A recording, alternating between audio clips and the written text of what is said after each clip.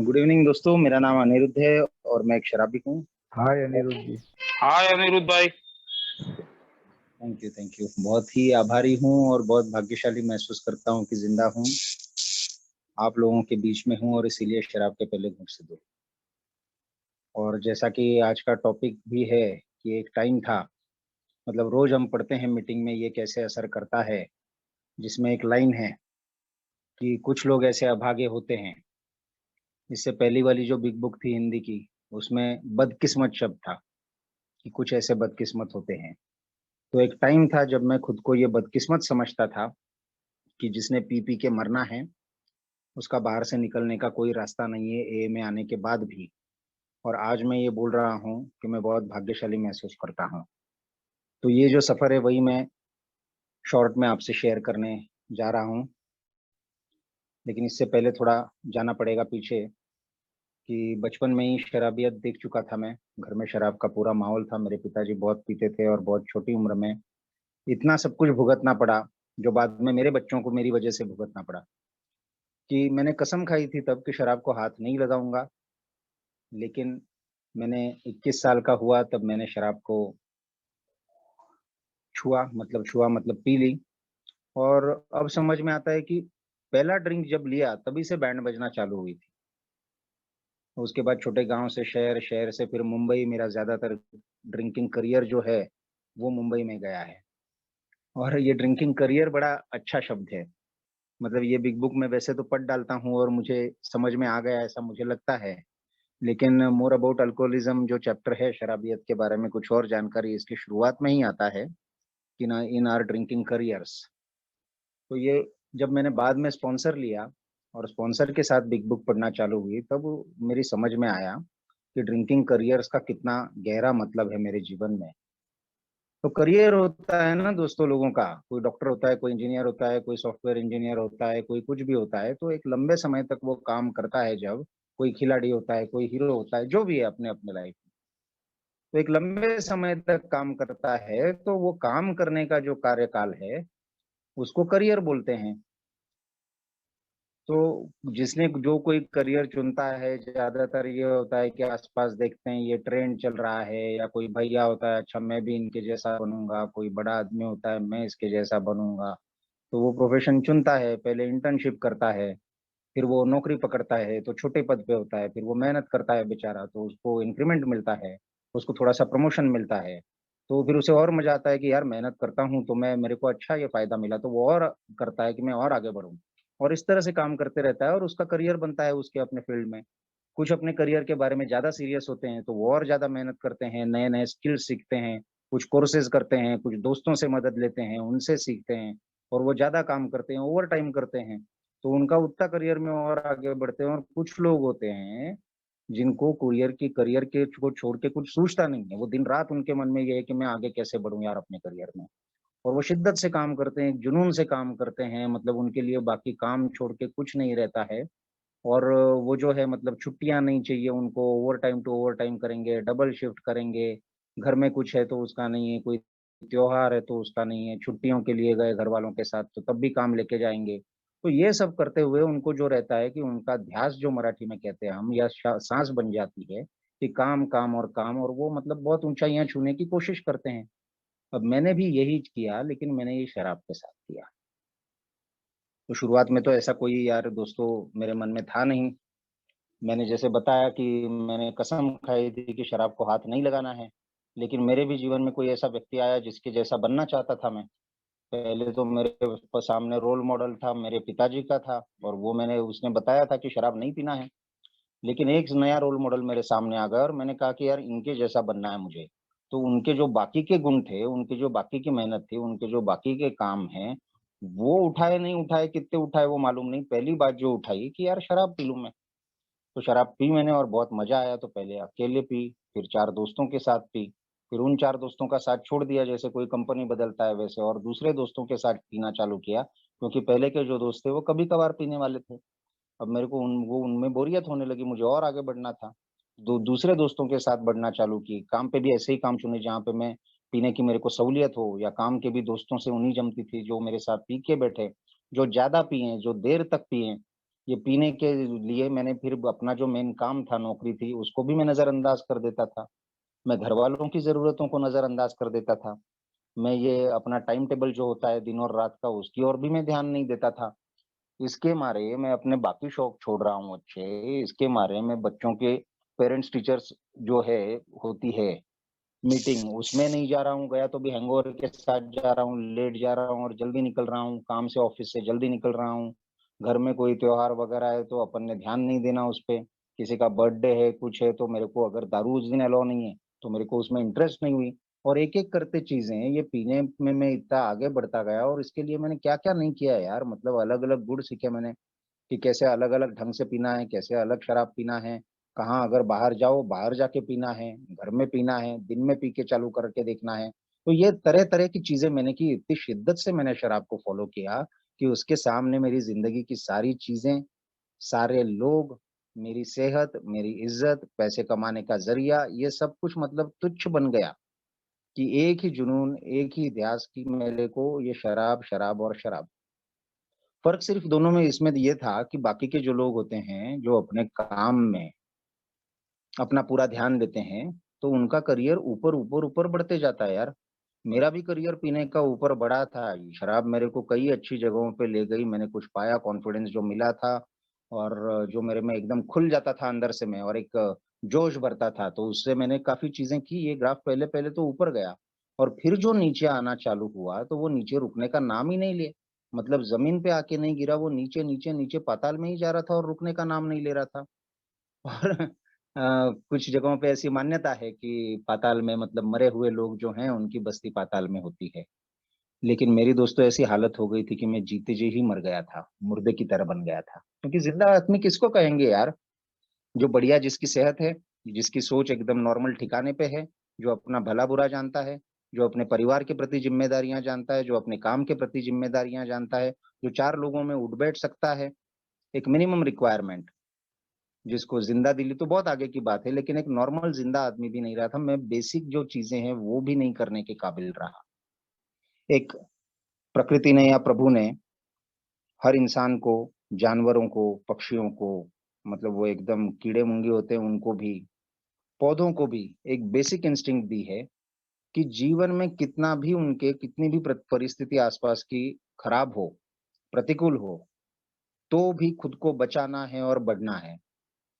मैं तो साला इससे भी उल्टा गया था कि मेरी लाइफ में थी नहीं वैसी आज देखता हूँ तो प्रॉब्लम, सबकी लाइफ में प्रॉब्लम होती है, उससे ज़्यादा कोई मेरी लाइफ में प्रॉब्लम नहीं थी। अच्छा घर था, अच्छे लोग थे, अच्छे दोस्त थे, अच्छा काम था और इन सब के बावजूद मैं खुद को मारने पे उतर रहा था कि कितना भी अच्छा हो परिस्थिति आसपास का, कितने भी अच्छे लोग हों, लेकिन मैं तो खुद को मार के ही रहूँगा। तो इस तरह से मेरी हालत हो गई थी, जीते जी ही मैं मर रहा था, मुर्दे जैसी हालत हो गई थी और ऐसे में मैं एए में आया। मैं एए में आया ये कहना ही बहुत गलत सेंटेंस स्ट्रक्चर होता है। बड़ा भाग्यवान था, कृपा थी मुझ पे कि एए का रास्ता मुझे मिल गया और एए का रास्ता पहले भी बार-बार मिला था मेरे को। बहुत कम टाइम हुआ था मेरे शराब पीना चालू करके, तब भी मुझे मैसेज दिया था किसी ने और उसके बाद भी बिग बुक हाथ में आई थी। उसके बाद जब 2011 में मैंने लीवर दुखने लगा तब बहुत घबराया गया था। घर में किसी को नशा मुक्ति केंद्र मालूम नहीं था, मैं खुद गया था नशा मुक्ति केंद्र में और होता था बीच-बीच में ऐसा यार कि इतनी सारी तकलीफ़ें हो रही है, दुनिया को मैं बोल रहा हूँ कि नहीं यार मैं शराबी नहीं हूँ। नहीं, मैं पत्नी को बोलता था कि नहीं आज सिर्फ़ 1 क्वार्टर, नहीं यार आज सिर्फ़ 2 पेग पे रुक जाऊँगा, नहीं सिर्फ़ वीकेंड पे पीऊँगा। तो दुनिया को मैं कुछ भी दिखा रहा हूँगा, मेरे को अंदर मालूम था कि मैं गलत कर रहा हूँ और ये शराब जो है ये मेरे कंट्रोल से बाहर जा रही है यार और मेरे को शायद छोड़ देना चाहिए। तो ये बीच-बीच में विलिंगनेस आती थी और वो चली जाती थी। मतलब सुबह में हैंगओवर रहता था तो मैं बोलता था कि साला कुछ भी हो जाए आज तो है ना शराब पीना ही नहीं है। लेकिन 2-3 घंटे में क्या होता था मालूम नहीं, मैं यार शराब के ठेके पे पहुँच जाता था। तो दुनिया को कुछ भी दिखा रहा था, फिर भी मुझे मालूम था कि यार ये जो लीवर दुखने लगा तो मुझे लगा जान चली जाएगी यार, भागूँ मैं, रिहैब में गया। रिहैब में गया और 8 दिन में वहाँ पे पक गया कि साला कहाँ पे आ गया बेवड़ों के बीच में। उस वक़्त मेरे पास सब कुछ अच्छा था, एक प्रॉमिसिंग करियर था, घरवालों को रिहैब सेंटर वगैरह कुछ पता नहीं था। वो बस बोल रहे थे कि थोड़ा कम पी यार, इज़्ज़त कम नहीं हुई थी, कुछ कम नहीं हुआ था। लेकिन जैसे मैंने कहा कि वो विलिंगनेस आई थी और वो चली गई, क्योंकि लीवर फिर से अब पेट भूख लगने लगी। फिर से सब कुछ ठीक होने लगा। तो मैंने सोचा कि चलो यार समझ गए हैं अपन ने ज़्यादा पी, अब नहीं पीना है। बाहर आके फिर से पीना चालू किया, ज़्यादा चालू किया, फिर से एक बार रिहैब गया, वो भी खुद ही गया था। दूसरे रिहैब के टाइम मेरे पास ना पत्नी थी, ना करियर था, ना रहने के लिए जगह कोई बची थी। उसके बाद आया, फिर भी पीना चालू करा। सब कुछ समझाया गया था, ए का रास्ता दिखाया गया था, लेकिन मैंने ए का रास्ता नहीं पकड़ा, मैंने पहले शराब की दुकान का रास्ता पकड़ लिया है, बाहर आते से ही। उसके बाद जो उस वक़्त तो मेरे रिश्तेदार नहीं थे, बाहर के लोग थे जिन्होंने रिहैब में जाने में मेरी मदद की थी। उसके बाद मेरे को रिहैब में डालने के लिए भी कोई तैयार नहीं था। मैं सड़कों पे आ गया दोस्तों, 4-4 दिन खाना नहीं खाया था मैंने और मैं शराब पी रहा था। कैसे पी रहा था मालूम नहीं यार, उस वक़्त चोरी नहीं की कोई या किसी से उधार माँगे मेरे को याद नहीं आ रहा है, लेकिन शराबी जुटा लेता है कहीं से भी और कोई भी पीने लगा था, कुछ भी चल जाता है अपने को, पीने को होना। भिखारियों के बाजू में बैठता था। उसके बाद फिर से डाइवोर्स तक बात आ गई थी, लेकिन पत्नी ने तरस खाया और फिर मुझे इंदौर बुला लिया कि यार नई पारी की शुरुआत करते हैं। अब इस वक़्त मुझे याद है कि मैं मुंबई से इंदौर जब आ रहा था, तो बहुत गहराई से सोच रहा था यार, कि यार इतना सब कुछ हो गया, कहाँ से कहाँ आ गए, कुछ नहीं बचा अपने पास और फिर से ये मौका मिला है, फिर से पत्नी, बच्चे इनके साथ रहने को मिलेगा, तो अब अपन शराब को हाथ नहीं लगाएँगे और ईमानदारी से नई ज़िंदगी चालू करेंगे यार। ये जो मेरा संकल्प था, हर बार मैं तय करता था कि नहीं यार अब नहीं, रेज़ोल्यूशन, ये मेरे कभी काम नहीं आया यार। मेरे को लगता है शायद ऑप्टिमिस्टिकली है ना, मैं 3 से 4 दिन इंदौर में आने के बाद सोबर रहूँगा, फिर से पीने लगा, फिर से वही कटकटे, झगड़े, ये वो सब परेशान हो गया और मैंने कहा कि यार फिर से मेरे को यार रिहैब डाल दो यहाँ पे कहीं पे। यहाँ पे गया जब मैं इस बार रिहैब में, तो वो साढ़े 3 महीने रहा। अच्छे काउंसलर बहुत, अच्छा माहौल बहुत और 12 कदमों का कार्यक्रम इस पे बहुत ज़ोर कि यार यही एक रास्ता है आप लोगों को, तो ये जो मौका मिला है इसको गँवाना मत। और बिग बुक पहली बार मैंने ढंग से हाथ में पकड़ी और बहुत शिद्दत के साथ पढ़ना चालू किया, सारे सेशंस अटेंड करना, ये करना, वो करना और इंतज़ार था मुझे आज भी याद है कि मैं कब बाहर जाऊँगा और कब ए में आऊँगा। और पहले ही दिन जिस दिन निकला मैं 29 दिसंबर 2016 थी और पहले ही दिन मैं गया एकदम तो ए के मीटिंग में और बहुत बढ़िया लगा यार। अपने जैसे लोग जो सुनते हैं हम सब ने अनुभव किया है वैसे, कि यार सालों बाद मुझे ऐसे लोग मिले थे कि जो मेरे को अपना रहे थे और उनके अनुभव मेरे ही जैसे। तो पहली बार तो खुल के बात करने लगा मैं वहाँ पे। रोज़ मीटिंग टाइम पे जाता, शेयर करता, बाहर आता, लेकिन बस इतना ही। सबसे बड़ी बात मुझे ये लग रही थी कि शराब की याद नहीं आ रही है यार। मतलब ये इतनी हैरानी की बात थी मेरे लिए कि साढ़े 3 महीने में अंदर रहा तब शराब की याद नहीं आई, अब बाहर आया हूँ, तो शराब की याद नहीं आ रही है और कितना बढ़िया लग रहा है सब एकदम मस्त। बट मेरे को बोला गया था कि यार रुकना नहीं है, एक गंभीर बीमारी की चपेट में हो तुम, ज़रा-सी तुम्हारी मतलब वो सावधानी हटी तो दुर्घटना घटी वाला मामला है। और ये ज़िंदगी और मौत का सवाल है, रोज़ के दिन यार अगर ढंग से नहीं समझा तो। ढंग से समझा तो ज़िंदगी हसीन है, लेकिन नहीं समझा तो मौत करीब है। तो ये मैं इन सुनना नहीं था ना किसी का भी नहीं सुनना था। मैं समझ गया हूँ, बिग बुक पढ़ लिया है, बोल रहे हैं कि यार स्पॉन्सर लेना है, कदम करना है, शेयरिंग में आइडेंटिफिकेशन ढूँढना है। ये सब कुछ नहीं था मेरे पास। मैं शेयर करता था तो भी कैसे पी, कितनी पी और आज कैसे बढ़िया हूँ। इंट्रोस्पेक्शन का मामला ही खत्म, खुद को जाँचने का, खुद को परखने का, खुद में कमियाँ देखने का, ये कोई था ही नहीं। क्योंकि ईमानदारी से मैं मेरे को लगता था ईमानदारी से देख रहा हूँ, मुझे अपने में कोई कैरेक्टर डिफेक्ट्स ही नज़र नहीं आते थे। मेरे को सिर्फ़ इतना लगता था कि नहीं यार गलती की, समझे नहीं, अपन ने बहुत ज़्यादा शराब पी ली और झूठ बोला है। इतना छोड़ के मेरे को कभी कुछ एहसास नहीं हुआ था उस वक़्त। मीटिंग से बाहर आना, दोस्तों के साथ चाय पीना, सिगरेट पीना, वो जो बोल रहे हैं इनडायरेक्टली जो मेरे हित की बात कर रहे हैं उनको नहीं सुनना और अगर किसी ने थोड़ा-सा ज़ोर देके कुछ बोलने की कोशिश की तो बुरा मान लेना। अगर भाई कोई बेचारा रिलैप्स हो गया है तो उसके बारे में जजमेंटल होने जाना, शेयरिंग की खिल्ली उड़ाना, तो ये सब बातें हो रही थी और जो रिहैब में थोड़ा-सा मेरे में परिवर्तन आया था और ये मेरे साथ पास ये बार-बार हुआ था कि जब-जब परिस्थितियाँ खराब होती थी, जब-जब हालात एकदम बिगड़ जाते थे, जब-जब मतलब फिज़िकली तो इतनी बार हुआ है ये कि उल्टियाँ, हैंगओवर, उठा नहीं जा रहा है, बाथरूम को जा रहा हूँ तो जानवर जैसा रेंगते जा रहा हूँ। ऐसा जब टाइम आता था, जब या लीवर दुख रहा है और रिहैब में गया हूँ, ऐसा जब टाइम आता था, जब दाने-दाने के लिए मोहताज हो जाता था, तब मुझ में वो विलिंगनेस आती थी कि यार शराब से दूर रहूँ। लेकिन जैसे ही परिस्थितियाँ थोड़ी-सी ठीक हो जाती थी, तो वो विलिंगनेस कहीं की कहीं चली जाती थी क्योंकि सेल्फ विल मैं भूल जाता था कि मैं कैसा गरीब बेचारा बन के, मजबूर लाचार बन के मैंने मदद माँगी थी लोगों से, और मैं फिर से अपनी वाली चलाने लगता था। क्योंकि मैं होशियार मैं बहुत, मैं बुद्धिमान बहुत, अब शराब से दूर हूँ और मेरे को सब समझ में आ गया है, तो घर में भी अपनी चलाने की कोशिश करना, जिसको रेड कार्पेट ट्रीटमेंट बोलते हैं, तो वही माँग रहा था मैं। मेरे को म मंज़ूर नहीं था ये। लेकिन आज समझ में आता है कि रेड कार्पेट ही माँग रहा था यार, क्या अपेक्षाएँ करना थी घरवालों से? जिन्होंने मेरी वजह से इतना भुगता है, जिन्होंने अपनी ज़िंदगी के सालों गँवा दिए, मैंने अपने बच्चों से अपना उनका बचपन छीन लिया है, मैंने अपनी पत्नी से सम्मान छीन लिया है, वो किसी शादी में जाती है, तो 4 लोग उससे यही पूछते हैं कि भैया अनिरुद्ध ठीक है क्या? उसके बारे में बोलते हैं कितनी बेचारी है यार, न न प हस्बैंड तो ऐसा निकला, लेकिन मेहनत से बेचारी काम कर रही है, वो सब गाड़ा ढो रही है अपनी गृहस्थी का और बच्चों की तरफ ध्यान देख रही है, उसको ये सब नहीं चाहिए था यार, इस टाइप की वाहवाही।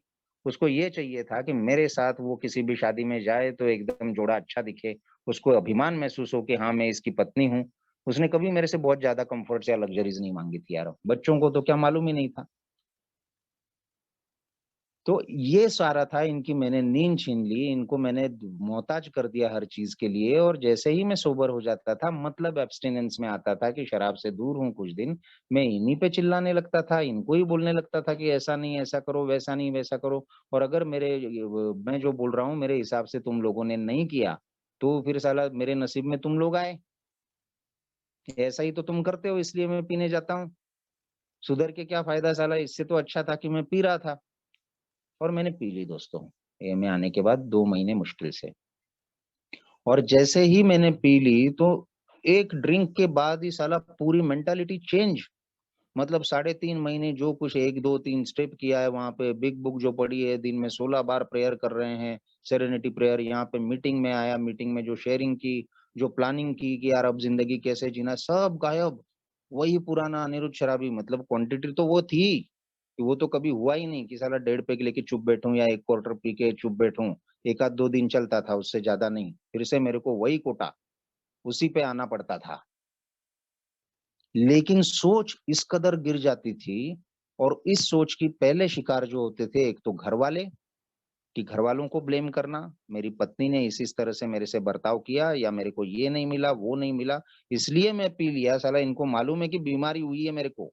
मैंने बीमारी को हथियार की तरह इस्तेमाल करना चालू किया, कि इनको मालूम है कि बीमारी की कितनी गंभीर है, शराबी कितना सेंसिटिव है, ये है, वो है, और इन्होंने मेरे को तकलीफ नहीं देना थी, तकलीफ दी, इसलिए मैंने शराब पी ली।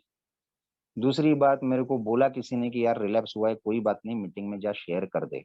अब यहाँ पे साला मेरे अभिमान पे चोट। मैं मतलब घर से 5 जन निकले थे और मुझे पहले छोड़ा था, क्योंकि लगा था कि ये प्रोग्राम में है। अब जाके कैसे कबूल करूँ कि यार मैं रिलैप्स हुआ हूँ?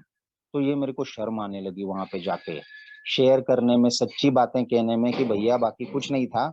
मेरी प्लानिंग चालू हो गई थी पहले से ही पीने की, और पीने की प्लानिंग कुछ दिनों से चालू हो गई थी, वो धीरे-धीरे मैंने डेवलप की। मैंने शेयर नहीं किया किसी के साथ कि भैया मेरे मन में ये ख़्याल आने लगे हैं और मैं ये करने जा रहा हूँ। तो वो नहीं बताया मैंने, और मैंने बोला कि अरे मालूम नहीं कैसे क्या यार, मैं जा रहा था सड़क से और शराब की दुकान दिखी और पता नहीं क्या हो गया, मैंने जाके वो खरीदी 90 और मार ली। तो यहाँ से जो है फिर से वो झूठ, वो बेईमानी, वही सब करतूतें चालू, और मैंने रिज़ेंटमेंट पैदा कर ली ए को लेके यार।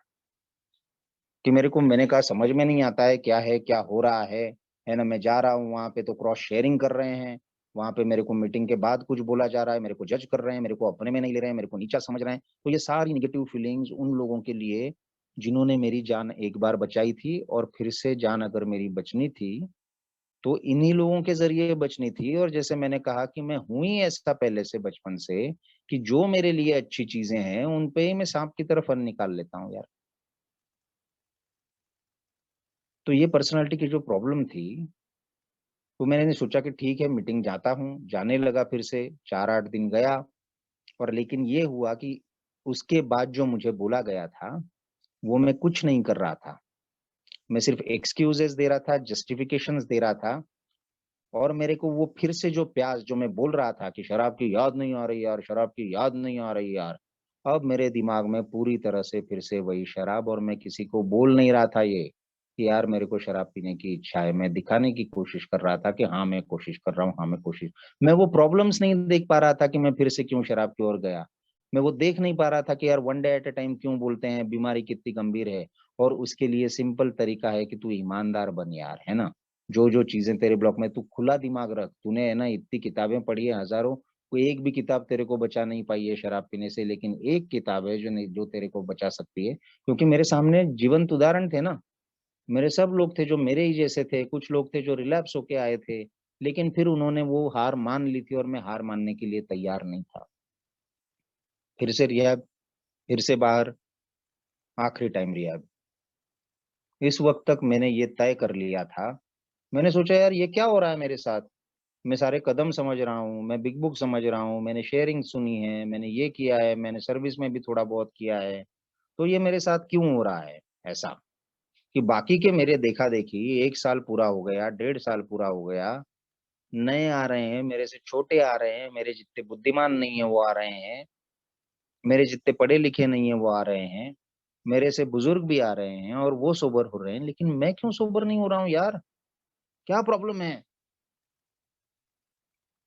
फिर उसके साथ जो निगेटिव माइंड है, उसने कुछ और भी याद करना चालू किया कि यहाँ पे बोलते थे कि एकमात्र तरीका है ए, जबकि बिग बुक में लिखा है कि हमारी कोई मोनोपोली नहीं है। तो बिग बुक के जो मेरे काम आने वाली चीजें है ना, सारी की सारी काम आने वाली है, लेकिन मैं उसमें से चुन चुन के चीजें निकालता था। कि मैंने कहा कि यार शायद है ना ये ए का तरीका है, ये मेरे को मंजूर नहीं है यार, ये और मैं मैच नहीं होते, मंजूर नहीं, नहीं मैच नहीं होते। अरे ए में कोई प्रॉब्लम है, काश कि कोई दूसरा तरीका हो शराब छोड़ने का। तो मैंने रिसर्च करना चालू किया कि क्या है और क्या तरीका हो सकता है। तो अच्छा अच्छा, अमेरिका में और भी टाइप की मीटिंग्स होती हैं, अच्छा अच्छा और भी थेरेपीज हैं। तो यार काश यहाँ पे होती, लेकिन यहाँ पे सिर्फ ए था, और ए में मैं जाना नहीं चाहता था। और बाकी के जो लोग हैं वो सोबर हो रहे थे, तो मेरे मन में और भी बढ़ती जाती थी को और भी गिल्ट। और फिर जो मेरे को याद तो हो ही गया था, क्योंकि मीटिंग्स काफी सारी अटेंड की थी, शुरुआत में लिटरेचर पढ़ा जाता है और ये कैसे असर करता है, तब शायद वो क्रियाविधि था। उसमें का जो पढ़ते पढ़ते एक लाइन जो याद थी मेरे को, वो मैंने पकड़ ली कि कुछ लोग ऐसे बदकिस्मत होते हैं। तो मैंने बोलना चालू किया घर पे कि मैं यार वो बदकिस्मत इंसान हूँ कि ए में आने के बाद भी वो सुधर नहीं पाएगा। यहाँ पे क्लियरली दिया है कि ऐसे कुछ लोग होते हैं। तो मैं कुछ ऐसे लोगों में हूं, तो मेरे पीछे मत पड़ो तुम कि ए में जाओ, ए में जाके मेरा नुकसान हो रहा है। मेरे को कोई और तरीका चाहिए, ये ए वाला काम नहीं आएगा। अब ये मैं ऐसा क्यों कर रहा था दोस्तों? क्यों? ए में आने के बाद, शुरुआत मेरी अच्छी होने के बाद, मेरे को ये फेलोशिप, मेरे को कई सारा मतलब विनम्रता, एक्सेप्टेंस वगैरह वगैरह शब्द अच्छे लगने के बाद भी, मैं वो एक दिन आ गया कि मैं बोलने लगा कि ये मैं नहीं जाना चाहिए, क्योंकि मेरे को दरअसल शराब बंदी नहीं करना थी। जो ये शुरुआत में बोलते थे पहला सेंटेंस, इस पे मेरे को बड़ा ऑब्जेक्शन लगता था कि ईश्वर की कृपा से, आप सब लोगों के सहयोग से, इस कार्यक्रम की मदद से शराब के पहले घूंट से दूर हूँ। तो पहले मेरे को लगा कि यार शायद है ना ईश्वर की कृपा से ये मेरे को नहीं होगा, क्योंकि मैं नास्तिक हूँ। लेकिन मैं ये भी देख रहा था कि नास्तिक लोग जो होते हैं उनमें भी परिवर्तन आता है और वो भी शराब से दूर हैं। एक दिन के हिसाब से में कोई प्रॉब्लम था नहीं यार एक्चुअली। क्योंकि अदरवाइज मैं अगर सोचूं कि मेरे को जिंदगी भर शराब से दूर रहना है, तो यार जिंदगी पहाड़ जैसी लगती थी मेरे को शराब के बिना। तो इसलिए बोला था एक दिन के हिसाब से, यार आज के दिन बस, या चाहिए तो 4 घंटे, या चाहिए तो 1 घंटा। मेरे को दरअसल ऑब्जेक्शन था शराब के पहले घूंट से दूर हूं पे। तो ये मेरे को शुरू में लगा जब मेरे हालात खराब थे, मेरी परिस्थितियां खराब थी, तब मैंने घुटने टेक दिए थे और मैंने कहा हाँ मैं शराबी हूँ। लेकिन शराबी होने का जो मतलब है कि मेरे को जिंदगी भर शराब के पहले घूंट से दूर रहने की कोशिश करना है, क्योंकि मुझ पे ईश्वर की कृपा हुई है और आप लोगों का साथ मिला है, सुंदर कार्यक्रम मिला है। तो मुझे यही मंजूर नहीं था, मुझे चाहिए था कंट्रोल ड्रिंकिंग। जो उन्होंने बोला है कि ड्रिंकिंग करियर की ही बात है, जो मोर अबाउट अल्कोहलिज्म का सेंटेंस मुझे बोलता है कि काउंटलेस वेन अटेम्प्ट्स, मतलब अनगिनत प्रयास किए पूरे सालों साल मेरे ड्रिंकिंग करियर में मैंने, कि किसी तरह मैं आम शराबी बन जाऊं, किसी तरह मैं कंट्रोल ड्रिंकिंग करूं। तो ए में आने के बाद मेरी दरअसल कोई स्टेप, मतलब ना गॉड वाला प्रॉब्लम था कि भगवान को नहीं मानता हूँ, ये प्रॉब्लम नहीं थी, कोई फेलोशिप में प्रॉब्लम नहीं थी, प्रोग्राम में तो कोई खोट थी नहीं, मेरे घर वालों में खोट थी नहीं। दरअसल मेरे को चाहिए था कंट्रोल ड्रिंकिंग, कि किसी दिन किसी तरह पहले जैसा मेरे को तरीका मिल जाए यार, कि मेरे को कंट्रोल ड्रिंकिंग आ जाए। बस वीकेंड पे पी लूं यार एक एक क्वार्टर, इतना तो मेरे को मिल जाए। मेरे को लगता था रिहैब ऐसे क्यों नहीं खुलते यार, कि यार वो है ना कंट्रोल ड्रिंकिंग सिखाए। तो मेरी प्रॉब्लम जो थी वो बाकी कोई नहीं थी, न लोग थे, न परिस्थितियां थी, न और कुछ था। मेरी दरअसल प्रॉब्लम ये थी कि मेरे को शराब से दूर रहना नहीं था। मेरे को वो चीज ही अंदर से नहीं हुई थी। और उन्होंने बोला था लर्किंग नोशन कि अंदर कोई भी दबी धारणा नहीं होनी चाहिए। बार बार ये बोला गया था, और मैं मीटिंग में सुन रहा था कि रिजर्वेशन नहीं, रिजर्वेशन नहीं, रिजर्वेशन नहीं। और मैं मन में जो पाले था वो रिजर्वेशन ही पाले था।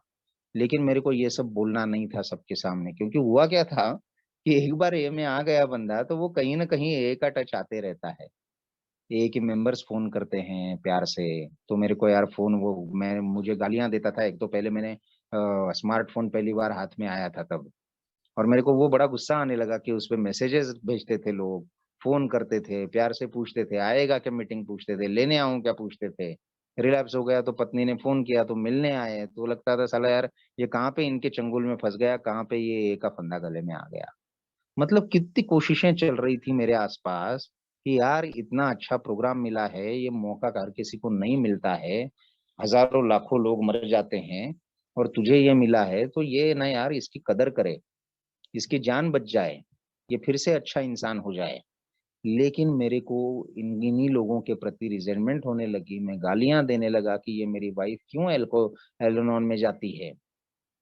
और ये अल्कोहलिक्स एनोनिमस के दोस्त साले कहाँ चले जाते थे, शराब की दुकान में जाऊं तो डर लगता था कि साला कोई देख तो नहीं लेगा। और कोई ना कोई मिल जाता था। और मुझे तो पर्सनली किसी ने नहीं बोला, हर किसी ने बोला कि कैसे हो, क्या हो। मैं बोलता था बहुत बढ़िया हूँ, जॉब कर ली है, मेरे को टाइम नहीं मिलता मीटिंग आने को। तो यार किसी ने नहीं बोला कि झूठ बोल रहा है, तो मालूम रहता था उनको कि टाइम नहीं वगैरह कुछ नहीं है।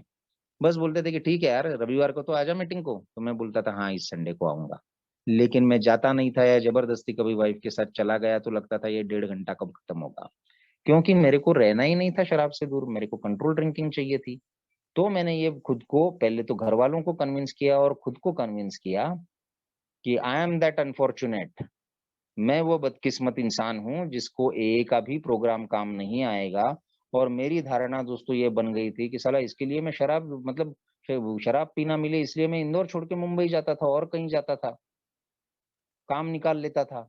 क्योंकि यहाँ पे थे वो ए के दोस्त, कहीं पे भी मिलेंगे यार, फिर से मीटिंग ले जाएंगे, तो मेरे को ये झंझट ही नहीं होना।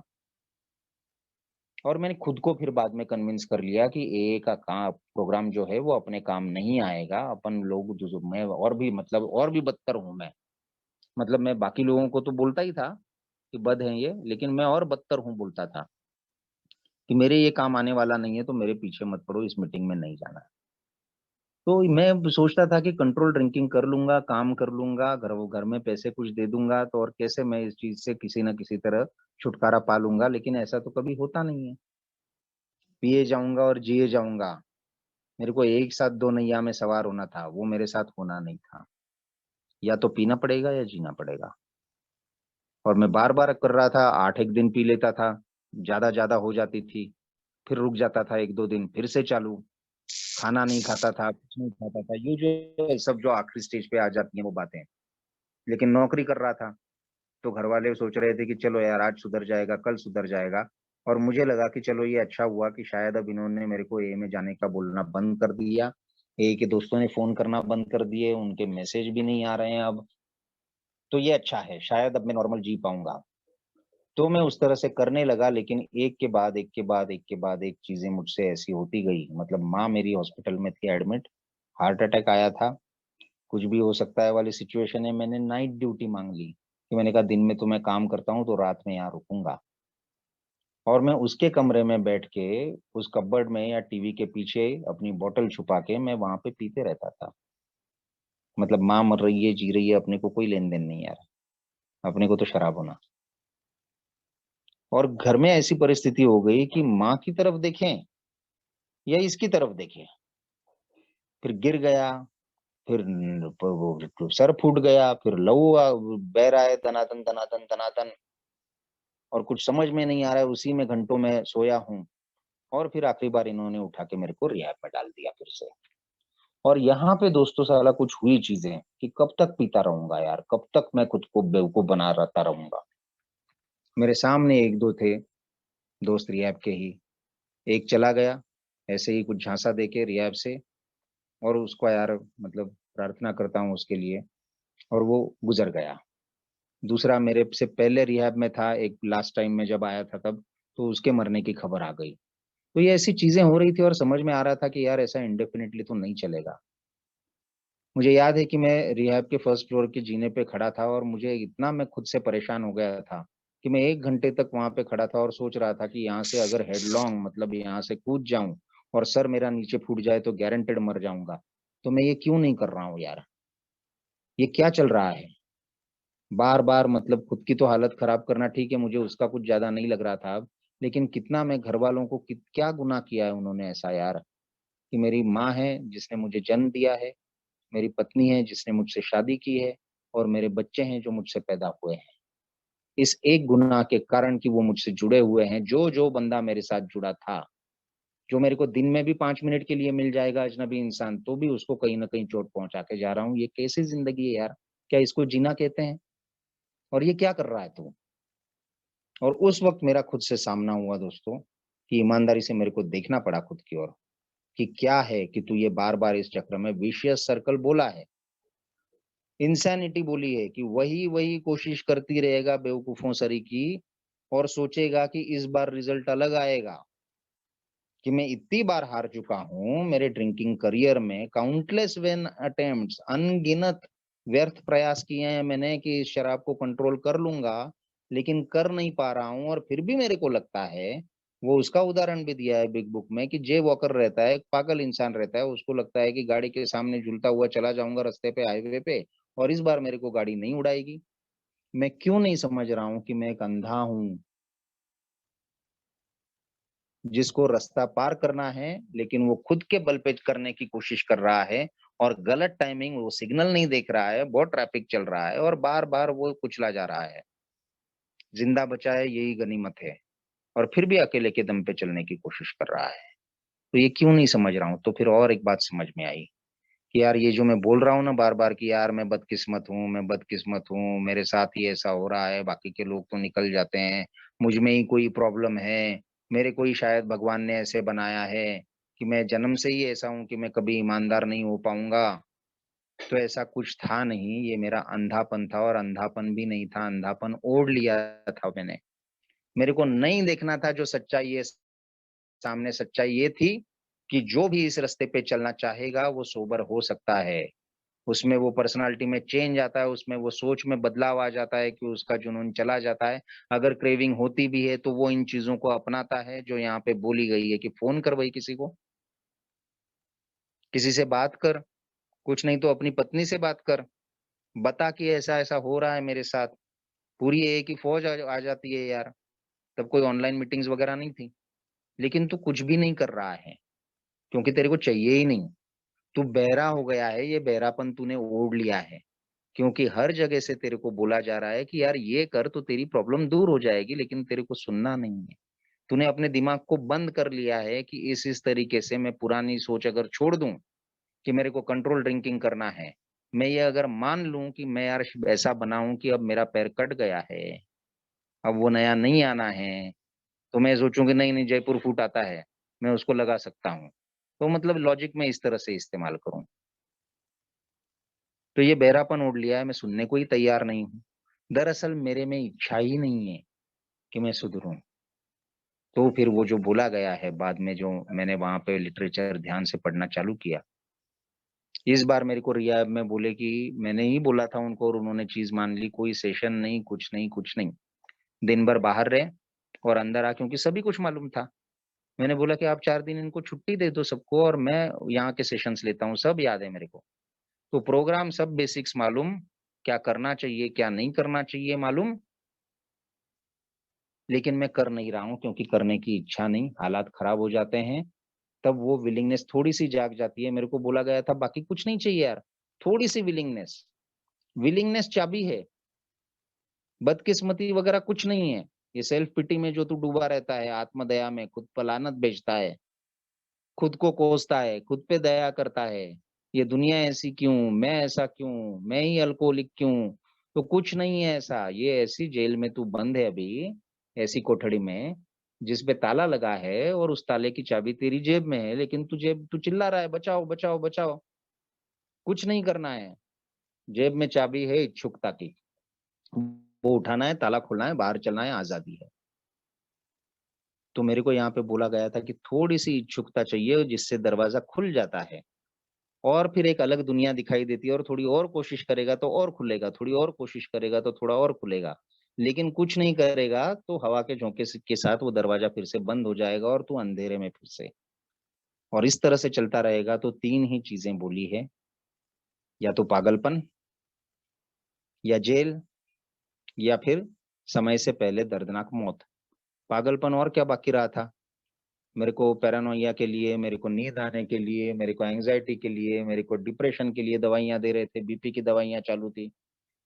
ऐसा हुआ है कि मैंने कस्टडी में रात बिताई है, ऐसा हुआ है कि पत्नी ने 100 डायल किया है और मुझे लेके गए हैं, मौत के दरवाजे तक जाके आ चुका हूँ। वैसे भी मैं एकदम मतलब स्केलेटन रहता है ना, वो कंकाल, वैसा दिखने लगा था मैं। 70 साल के मेरे 75 साल के ससुर हैं, वो मुझे कुछ चीज उठाने नहीं देते थे कि भैया मैं उठाता हूँ तू मत उठा, गिर जाएगा। तो कोई चीज बाकी नहीं रही है सिवाय मौत के। ये जब हुआ और समझ में आ गया तो यार मैंने कहा या तो मेरे को पीना है या जीना है, ये अभी तो समझूं मैं। और फिर मैंने ये पहली बार मान लिया कि नहीं यार, मेरी कंट्रोल ड्रिंकिंग की इच्छा जो है ये मुझे हर चीज से रोक रही है, और अगर मुझे इसमें से आगे बढ़ना है तो क्या मैं ये मानने के लिए तैयार हूं कि शराब का पहला घूंट ही जहरीला है मेरे लिए, वो मैंने नहीं पीना है? और क्या मैं ये मानने के लिए तैयार हूं कि अगर ये नहीं करना है मेरे को तो मेरे को ए के साथ रहना पड़ेगा? और अगर ये करता हूं तो क्या मैं इससे आगे मानने के लिए तैयार हूं कि यार ये लोग जो बोलेंगे वो करने के लिए मैं तैयार हूं? तो इसमें से पहली बात मैंने बिल्कुल मानी, और दूसरी और तीसरी बात थोड़ी थोड़ी ही मानी थी दोस्तों शुरू में। मेरे को तब भी ए पे विश्वास नहीं था पूरा, मुझे लगता था, बट पहली बात जो है वो मान ली कि शराब के सामने शक्तिहीन हूं। और मेरा जीवन अस्त व्यस्त था, मतलब अस्त व्यस्त बहुत ही छोटा शब्द है, ये मान लेने से। और इसका मतलब ये है कि क्या तू शराब को फिर से हाथ नहीं लगाएगा, ये तुझे मंजूर है? तो मैंने कहा हाँ मंजूर है। वहीं से बात पूरी चेंज हो गई। अब मैं बदकिस्मत नहीं रहा यार, क्योंकि पहला कदम मेरे को दूसरे कदम पे ले जाता है। और मेरे आसपास ऐसे लोग थे, उनमें से कुछ तो लोगों को मैं मान रहा था, कुछ तो लोग मेरी नजरों में बचे हुए थे जो अच्छे थे, बाकियों को तो मैंने खारिज कर दिया था। तो मैं उनके अनुसार फिर मैंने उनको सौंप दिया अपना कि आप बताइए, वैसे मैं रहूंगा।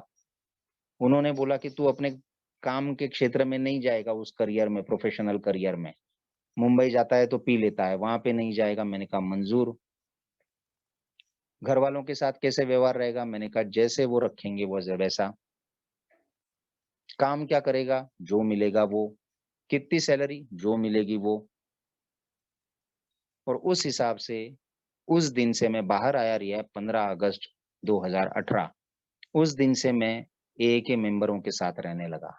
मीटिंग बाद में जाना चालू किया मैंने, रिजेंटमेंट इतनी पैदा हुई थी मेरे मन में, लेकिन ए के मेंबर्स के साथ रहना चालू किया दिन भर, और मेरी सारी बातें उनके साथ शेयर करने लगा। मेरे को फिर से शराब नहीं पीना यार, मेरे को फिर से रियाब नहीं जाना, मेरे को फिर से मौत के रास्ते पे नहीं जाना, आप जो बोलोगे वो करूंगा मैं। तो फिर धीरे धीरे धीरे एक एक दिन करके शराब से दूर रहने लगा। पहले डर लगता था कि यार इतना सब कुछ हुआ है फिर से पी लूंगा क्या, लेकिन मेरे को जल्दी समझ में आया कि नहीं यार, मेरे को डर नहीं लग रहा है शराब की दुकान से गुजरते हुए। मेरे मन में ख्याल नहीं आ रहा है शराब पीने का, क्योंकि सिर्फ एक दिन के हिसाब से मैंने मन साफ कर लिया है, मैंने मान लिया है कि मेरे को शराब से दूर रहना है, and I am happy with it. क्योंकि एक दिन शराब नहीं पीता हूं तो घर का माहौल बदल जाता है यार पूरा एकदम। डाउट एकदम नहीं गए घर वालों के, 13 महीने बाद वाइफ ने बोला कि हाँ अब तुम ठीक लग रहे हो, लेकिन घर का माहौल बदल गया है, बच्चे डरे हुए नहीं है, पत्नी अपना काम कर रही है, घर में शांति है, गाने चल रहे हैं अच्छे, और मैं कुछ नहीं तो मैं किताब पढ़ते हुए बैठा हूँ, काम धाम कुछ था नहीं। तो फिर पहले था ये कि अपन आराम से टांगे पसर के बैठो, घर में कुछ हाथ बटाओ यार, तो कुछ काम कर लिया। तो मेरे को वो लगने लगा, मेरे को सालों बाद वो घर में वो शांति थी, सालों बाद पत्नी गुस्सा नहीं कर रही थी, सालों बाद वो चाय लाके दे रही थी प्यार से, सालों बाद बच्चे आके पूछ रहे थे कि ये सवाल का जवाब बताओगे क्या यार, सिंपल सी बात। और मैं वो कर रहा था और इन सिंपल चीजों से मेरे को अच्छा लग रहा था, और वो अच्छा लग रहा था तो मेरे को और चाहिए था यार। जैसे शराब के साथ हुआ था मेरा, कि वो अच्छा लगा तो और पीना है, वैसे अब मुझे ये अच्छा लगने लगा। फिर धीरे-धीरे चेंज आते गया, मैं देखने लगा कि यार ये मैं क्या कर रहा हूँ? बहुत बेसिक की चीज़ें जो मेरे को बताई गई थी, सिर्फ़ उतना ही फ़ॉलो करता हूँ, तो मेरी लाइफ़ में एकदम से चेंज आ जाता है, आज का दिन मेरा खूबसूरत हो जाता है। तो मैं और क्यों नहीं जा रहा हूँ? क्यों मैं सोच रहा हूँ कि मैं इतना मतलब ए से दूर रह के मैं कर पाऊँगा? तो वो इच्छुकता थी यार, मेरे को समझ में आ गया। वो इच्छुकता थी, वो खुला दिमाग था और ईमानदार रहना। तो वो जब मैं प्रैक्टिस करने लगा तो धीरे-धीरे मैंने देखा कि मेरे को किसी के बारे में रिज़ेंटमेंट रखने की ज़रूरत नहीं थी, हर जगह गलत मैं ही था, और ये तो सारे मेरे दोस्त ही थे यार, किसी ने कोई कड़वी बात बोल दी होगी तो भी। तो फिर मैंने मीटिंग जाना चालू किया, फिर नई मीटिंग हुई सुबह, मीटिंग सुबह हुई जब मैं चालू की, हमने 3 मेंबर्स ने मिलके चालू की, तो मेरे को वो और अच्छा लगने लगा यार कि जा रहा हूँ, कमरा खोल रहा हूँ, है ना? एक पर्पज़ मिल गया, काम-धंधा कुछ है नहीं। कुछ खास कहने लायक, लेकिन एक पर्पज़ मिल गया। उसके बाद जब मैं बातें सुनने लगा आपकी, उसके बाद जब मैं बिग बुक अलग तरीके से पढ़ने लगा, हर चीज़ में सलाह-मशवरा करने लगा, डिस्टर्ब हूँ, ऐसा नहीं है कि घर में कोई प्रॉब्लम्स नहीं थी। पैसे की बहुत सारी प्रॉब्लम थी, सब कुछ बर्बाद कर दिया था। लेकिन डिस्कस करने लगा, तो मन भी हल्का होने लगा और मुझे रास्ते मिलते गए। लोगों ने बताया यार कि यार तेरे पे नहीं है, तू पहला नहीं है ये, जिसके साथ ये हो रहा है, हमारे साथ भी यही हुआ है, लेकिन दिस टू शैल पास। सिर्फ़ एक ही है, शर्त भी नहीं है यार, सजेशन है ना? सजेशन है, ये सुझाव है, ये सलाह है कि हम सब तेरे जैसी बर्बाद स्थिति में थे, कुछ कम, कुछ ज़्यादा, लेकिन हम सब लोगों ने यहाँ पे बताई गई हुई चीज़ें की और आज उसी वजह से हमको शराब की क्रेविंग नहीं आ रही है। अगर कभी-कभार आ भी जाती है, तो बहुत आसानी से उसको टैकल कर लेते हैं और वही परिस्थितियाँ, वही प्रॉब्लम्स सारे जो हैं, वो सुलझाने में हमको मदद मिल रही है और वो सुलझाते जा रहे हैं यार। और मैं सचमुच देख रहा था, इसमें मटेरियल की नहीं है लेकिन लोग स्टेबल थे यार। ज़िंदा भी थे, ज़िंदा दिल भी थे, बहुत बढ़िया थे। और फिर मेरे को फिर से उनके जैसा बनने की इच्छा होने लगी। तो मैं उनके जैसा करने लगा, मैं मीटिंग्स रेगुलर जाने लगा, मैं शेयरिंग सुनने लगा। उन्होंने बोला सर्विस में आ, क्योंकि सर्विस जैसे अनिरुद्ध कोई बढ़िया चीज़ नहीं है, लेकिन अनिरुद्ध ने क्या किया है कि ए में आने के बाद हर चीज़ जो है ना मैंने यार, एक रेजिस्टेंस था मेरा अंदर से ही प्रतिरोध, विरोध। यार इतना तो कर लिया, अब और क्या करना बाकी है?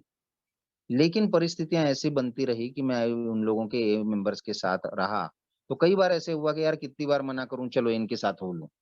अब जो वो इनके साथ हो लिया और सर्विस के लिए खड़ा रहा वहाँ पे, और कोई आया और बोला कि ये क्या है यार, हमारे घर में कोई शराबी पी रहा है पैम्फलेट बाँटते वक़्त।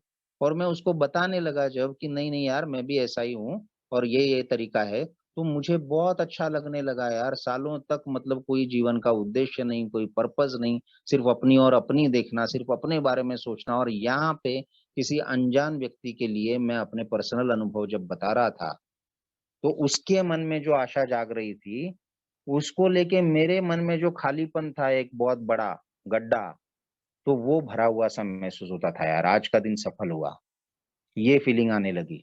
तो जब मन थोड़ा-थोड़ा ठीक होने लगा, प्रॉब्लम मेरी आध्यात्मिक है, और आध्यात्मिक मतलब कोई सिर्फ ध्यान धारणा वाला मुझे जो लगता था कि दिन भर जाप करना है, वो वाला नहीं था यार। बहुत प्रैक्टिकल प्रोग्राम था कि ये चीज़ें करोगे तो जो तुम में आध्यात्मिक शून्यता है, वो धीरे-धीरे भरने लगेगी। तो ये इन चीज़ों से, आप लोगों के साथ रहने से, आप लोगों के जैसा करने से, मेरे में वो जो है, वो खालीपन धीरे-धीरे भरने लगा और फिर मेरी सोच भी ठीक होने लगी, मेरे विचार भी ठीक होने लगे। मैं अलग तरीके से घरवालों को देखने लगा। मेरे को समझ में आया कि यार इतने सारे मतलब इन लोगों पे अत्याचार ही बोलूँगा मैं करने के बाद भी, आज भी वो मेरे साथ में हैं। आज भी कहीं न कहीं प्रेम करते हैं यार, मेरा ख़्याल रखते हैं। तो मेरे को जो है, जो मैं कभी था नहीं हस्बैंड जिस टाइप का, मैं जिस टाइप का कभी बाप था नहीं, मैं जिस टाइप का बेटा कभी था नहीं, वैसा बनने की इच्छा मेरे में होने लगी। मैं उस तरह से, काम तो वही थे यार, काम क्या थे नए? घर में वही काम चीज़ें करनी थी। बाहर जाके भी वही चीज़ें करनी थी, लेकिन नए ढंग से करने लगा। दूसरों को पहले रखने लगा, काम को पहले रखने लगा, अपने को सबसे बाद में रखने लगा। लेकिन खुद का ख़्याल रखते हुए कि सबसे पहली प्रायोरिटी है कि मेरे को वो बेसिक चीज़ें करनी है जो मेरे को शराब से दूर रखेंगे। तो इन सब से चीजें ऐसी यार, विचार बदल गए, एटीट्यूड बदल गया, इमोशंस बदल गए, वही जहाँ था वही परिस्थितियां थी, प्रॉब्लम्स तो ऐसी कि बस पूछो मत।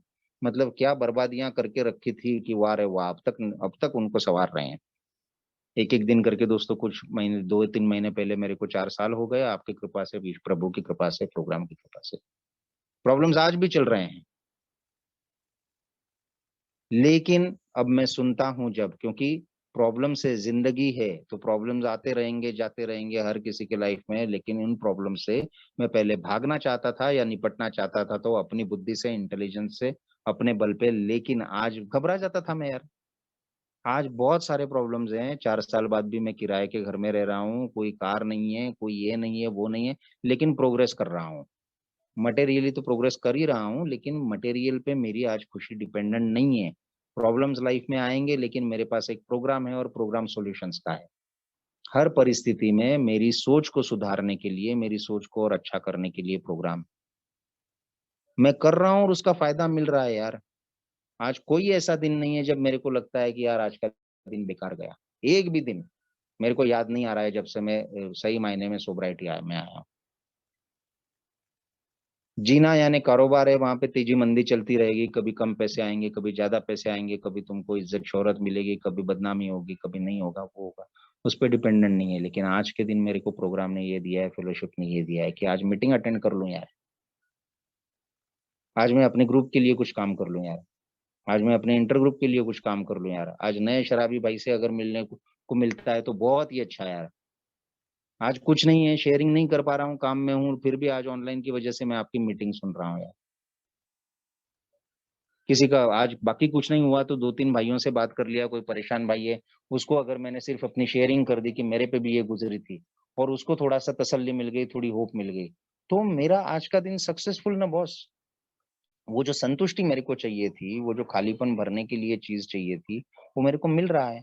लेट लिया लेकिन स्पॉन्सर लिया, स्पॉन्सर के साथ बिग बुक पढ़ना चालू किया, कदमों पे काम करना चालू किया, तो समझ में आया कि यार इतना थोड़ी है, ये तो खोदते जाएंगे उतना कम है, शराब पीने में तो अपन कितना प्रोग्रेस किए ना, और करूं और करूं और करूं, तो ये तो मैं किनारे किनारे रहूंगा तो काम नहीं चलेगा यार। फिर स्पॉन्सर लिया, स्पॉन्सर के साथ चलना चालू किया, तो एक आकार आने लगा, एक जीने को दिशा मिल गई, एक समझ में आने लगा कि यार क्या है, मतलब रियल ग्रेस जो है वो समझ में आती है।